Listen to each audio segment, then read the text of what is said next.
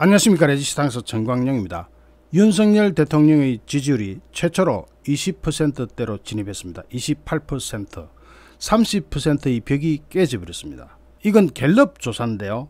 윤석열 대통령 지지율이 이렇게 하락하는 날, 거기에 맞춰서 국민의힘 내부에서는 비대위 비상대책위원회 체제로 전환을 요구하는 목소리가 동시다발적으로 분출하고 있습니다.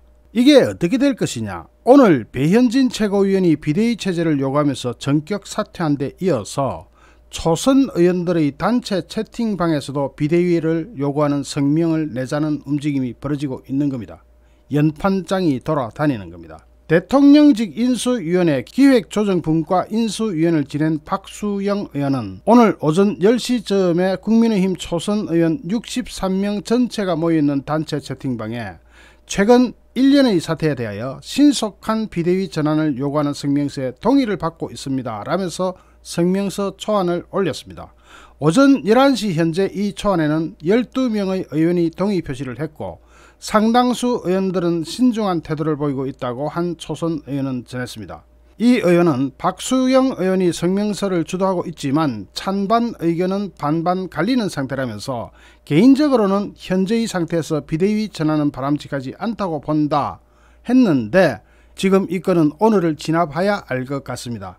초선 의원들의 움직임에 앞서서 초선이자 친윤계로 분류되는 배현진 최고위원은 오늘 최고위원회에서 최고위원직을 전격 사퇴했습니다. 즉 한마디로 이야기하면 권성동 물러가고 비대위 체제로 가자는 거죠. 하필 또 이게 윤석열 대통령의 지지율 하락과 같이 물리면 굉장히 좋지 않은 그림이 됩니다. 말하자면 오비일학이 될 수도 있고 또는 배현진 의원이 날짜를 잘못 고른 것일 수도 있습니다.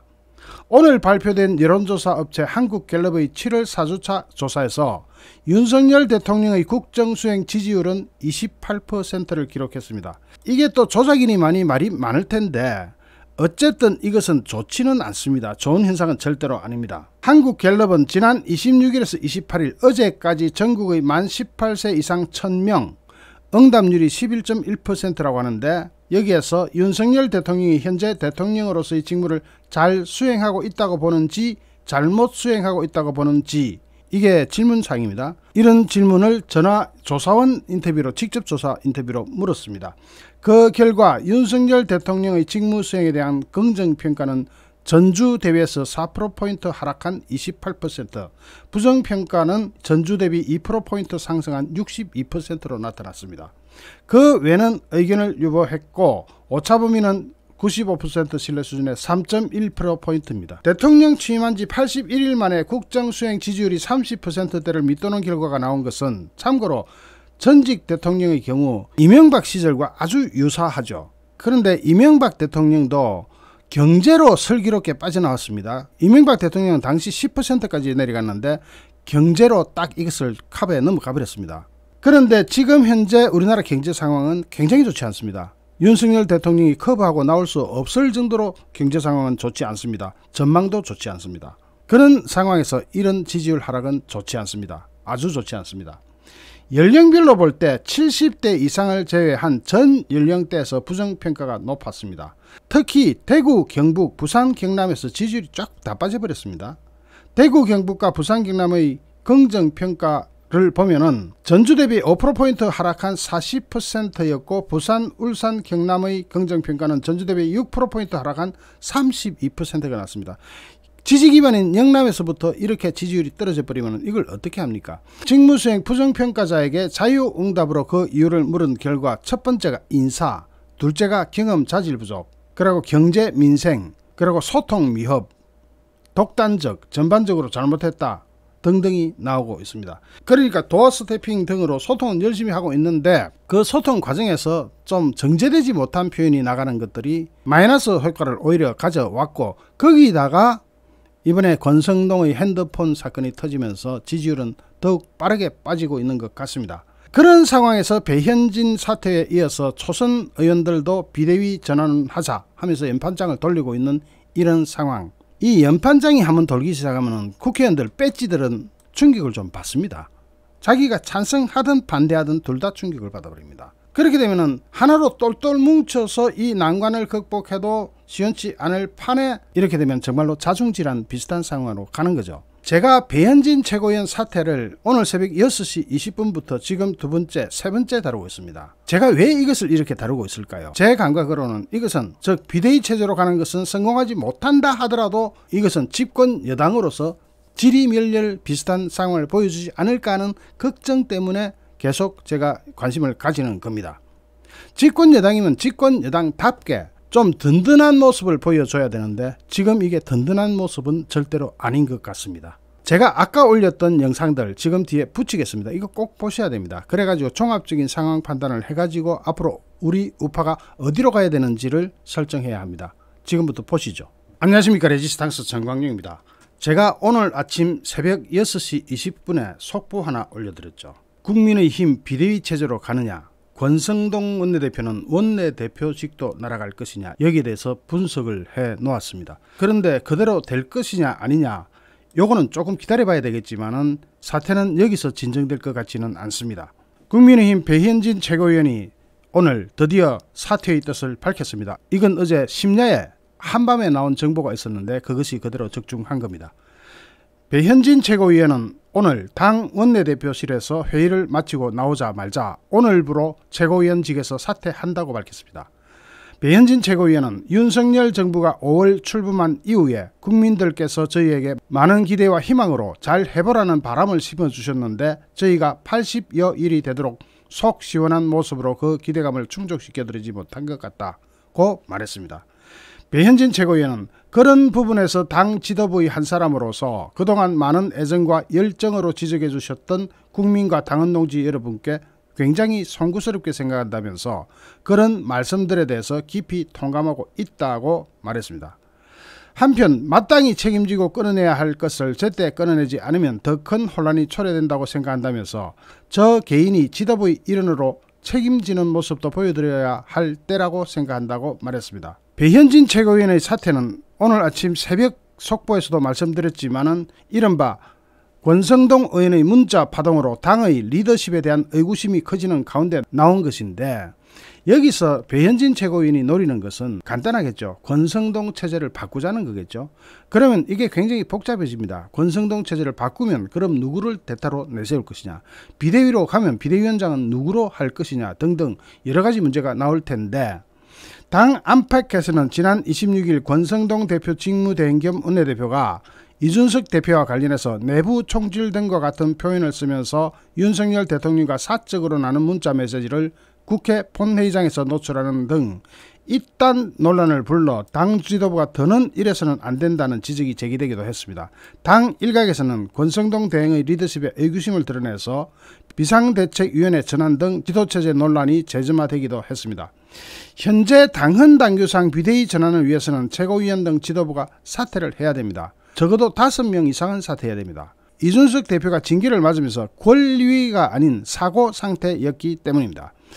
이에 어제 밤부터 최고위원 2-3명이 일시에 사퇴할 것이라는 관측이 나오고 있었는데 이런 가운데 배현진 최고위원이 오늘 사퇴 입장을 밝힘으로써 스타트를 끄는 겁니다. 여기에다가 조수진과 윤영석 의원 등도 최고위원직에서 물러날 것이라는 관측이 나왔지만은 조수진, 윤영석 의원은 자신들의 거취에 대해서는 말을 아끼고 있는 상태입니다.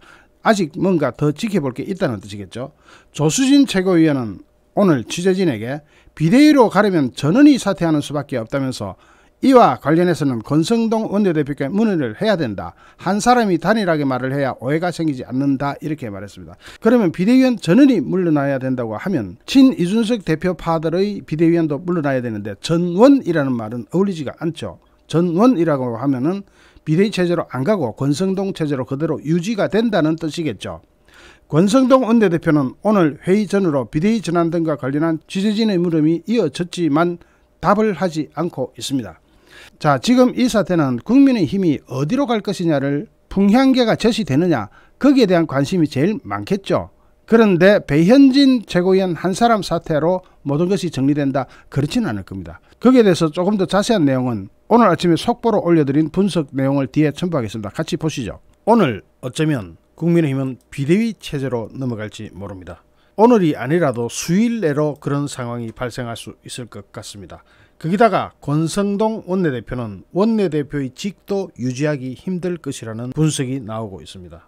윤석열 대통령의 내부 총질 텔레그램 메시지 노출 사태가 국민의힘 지도부 체제 개편 논의로 이어질 전망입니다. 원래 여러분도 다 아시다시피 이 윤석열 대통령과 권성동의 이 메시지는요, 권성동이 그 시간에 안 봐도 되는 메시지였습니다. 이 메시지가 기자들한테 노출된 것은, 즉 권성동 원내대표가 국회에서 이걸 펼친 것은 이 메시지가 윤석열 대통령으로부터 온 지 4시간이 넘어서였습니다. 그러면 메시지를 4시간이 지나서 공개한 이유, 즉 그 자리에서는 대한민국 기자들은 다 카메라를 망원렌즈를 들이대고 있는 상황에서 일부러 이것을 노출시킨 것은 권성동 원내대표가 뭔가 목적한 것이 있었다라는 분석이 나오고 있었죠. 그런데 그 목적이 무엇이든 간에 권성동 원내대표가 독박을 뒤집어 쓰게 생겼습니다. 즉 처신을 잘못한 거죠. 오늘 29일 오전에 열리는 국민의힘 최고위원회에서 일부 최고위원이 사퇴 카드를 던지면서 비대위 체제로, 비상대책위원회 체제로의 전환을 요구할 가능성이 커지고 있습니다. 여권 관계자는 어제 배현진 최고위원이 29일 최고위에서 비대위 체제 전환을 요구하면서 사퇴를 고민하고 있는 것으로 알고 있다고 전했습니다. 또 다른 여권 관계자도 일부 최고위원이 29일 오늘 최고위에서 비대위 전환을 요구할 것으로 안다고 전했습니다. 조수진 최고위원 측은 중앙일보에다 대놓고 지난해 6.11 전당대회에서 최고위원으로 선출된 이후 당을 위해서라면 언제든지 헌신하고 희생할 준비가 되어 있다고 입장을 밝혔습니다. 그러면 벌써 최고위원 두 사람이 사표를 던지면서 비대위 체제로의 전환을 요구하는 겁니다. 지난 8일에 이준석 대표가 당원권 정지 6개월 중징계를 받은 이후 국민의힘은 권성동 원내대표가 대표 직무 대행을 겸하는 임시 지도체제를 이어가고 있는데 이것이 뻐그러지게 생긴 겁니다. 이 대표의 직무 정지를 권리가 아닌 사고로 보고 이런 당헌 당규 해석이 지난 11일 의원총회에서 승인까지 되었기 때문에 사실상 이준석은 대표직이 박탈된 상황에서도 국민의힘은 조기전당대회를 개최할 수 없도록 스스로 문을 닫아 걸은 상태였습니다. 하지만 지난 26일 국회 본회의장에서 윤석열 대통령이 권성동 대행에게 보낸 내부 총질이나 하던 당대표, 이 텔레그램 메시지가 공개되면서 여권 분위기는 반전이 일어났습니다.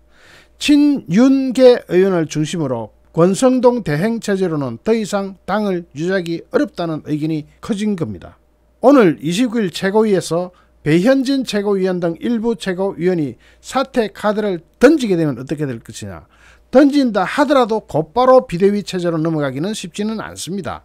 비대위 체제가 되려면 당연직 최고위원을 포함해서 총 9명의 최고위원 중에 5명 이상이 사퇴해야 되는데 아직 5명까지는 안 됐죠. 2사람 일단 나왔죠. 거기다가 김재원 최고위원이 대구시장 출마를 위해서 최고위원을 던지기 때문에 셋입니다. 그럼 둘이 더 참가하면은 비대위 체제로 가는 건데 어쨌든 5명 이상이 사퇴해야 되는 조건으로 이 자리에서 곧바로 비대위 체제로 간다 만다 하는 결론이 나기는 쉽지는 않습니다. 게다가 이준석과 가까운 최고위원 측에서는 일부 최고위원이 사퇴를 하더라도 공석이 된 최고위원 보궐선거 안건을 올리면서 맞불을 펴겠다는 구상까지 나오면서 점점 더 혼란 속으로 들어갑니다. 즉 5명이 안 찼으니까 일단 비대위 체제는 안 되고 만약 비대위 체제로 갈 만한 낌새가 보이면은 최고위원 보궐선거를 하자, 최고위원을 다시 뽑자 하는 안건을 올리면서 맞불 작전을 펴겠다는 구상까지 펼치고 있기 때문에 쉽지는 않습니다. 그 대신에 당은 자중질환, 혼란 속으로 빠져들어가는 거죠. 때마침 오늘 29일 최고위원회에는 지난 6일 지방선거 대구시장 경선 출마를 위해 물러난 김재원 전 최고위원 보궐선거 안건이 상정될 예정입니다. 그러면 김재원 최고위원이 물러났으니까 김재원 최고위원의 자리에 다른 사람을 뽑기 위한 보궐선거가 1차 있을 수 있고 만약 그렇게 되면은 이때 배현진, 조수진 이런 사람이 자리를 비게 되는 것까지 같은 유사한 사안으로 또 선거를 하자고 나올 수가 있는 거죠. 하지만 오늘 29일 곧바로 결론이 나지 않더라도 국민의힘에서는 지도체제 개편을 요구하는 소용돌이가 커질 것이라는 전망이 우세합니다. 여권 관계자는 일부 최고위원이 사퇴하면 권성동 대행도 원내대표직을 유지하기가 힘들 것이다. 원내대표직조차도 내놔야 될 것 같아 하는 바람까지 일고 있는 겁니다. 자, 이게 어떻게 된 판이냐. 지금 분위기가 어쩌면 전화위복이 될 수도 있었는데 권성동의 핸드폰 하나로 모든 것이 다 뒤집어진 거죠. 예컨대 윤석열 대통령이 나토 방문 후에 폴란드에서 20조 원의 잭팟이 터졌다. 이런 사건을 잘 응용하기만 해도 윤석열 대통령의 지지율을 회복할 수 있었는데 권성동의 핸드폰 때문에 다 날아간 겁니다. 한국이 폴란드에 K2 전차, K9 자주포, FA-50 경공격기 등 역대 최대 규모로 무기를 수출하게 됐지 않습니까? 전체 규모로는 최대 20조 원에 달할 것으로 알려지고 있는데 폴란드 정부는 현지 시간 27일 K2 980대, K9 648문, FA-50 개량형 48대 기본 계약을 체결했다고 밝혔습니다. 기본 계약은 본계약 전 단계에 해당되는 절차입니다. 자, 이런 대박이 터졌습니다. 이것 역시도 윤석열 대통령이 나토 방문 후에 일어난 일이기 때문에 이걸 잘 연결하면 지지율도 회복하고 모든 것이 순조롭게 다 나갈 수 있었는데 대통령으로서 이런 대박 세일즈를 성공시킨 사례가 별로 없지 않습니까? 그 금액이 무려 20조 원입니다. 물론 폴란드가 과연 지불 능력이 있느냐 이런 문제는 계속 지적되고 있지만 어쨌든 20조 잭팟이 터진 것은 틀림이 없고 이것을 활용할 수 있었는데 모든 것을 핸드폰 하나가 다 말아먹었죠. 거기다가 꺼져가던 이준석 불씨를 살리고 당은 자중질환 상태로 들어간 겁니다. 우리 당도 잘하네요. 계속 이렇게 해야 내부 총진이나 하던 당대표가 바뀌니 달라졌습니다. 이게 전 국민이 외울 정도가 돼버렸습니다. 너무너무 많은 기사가 나가는 바람에 그 당시 권성동 원내대표는 대통령님의 뜻을 잘 받들어 당정이 하나 되는 모습을 보이겠습니다 하고 답변을 보냈는데 그 밑에 강기훈과 함께 요거까지도 찍혀버리는 바람에 강기훈도 날아가게 생겼습니다. 이렇게 모든 사람을 다 파멸로 이끌어버리는 권성동 체제, 여기에 대해서 친윤 계열에서 마침내 도저히 권성동 체제는 안 되겠다. 원내대표도 안 되겠다. 이제 바꿔야 된다. 그리고 비대위 체제로 가자 하는 그런 분위기가 나오고 있는 겁니다. 여기에 대해서 윤석열 대통령과 국민의힘이라는 당, 이 두 사이가 지금 현재처럼 가다가는 권성동의 문자처럼 당정이 하나 되는 어쩌고 저쩌고 하는 것은 다 물 건너가게 생겼습니다.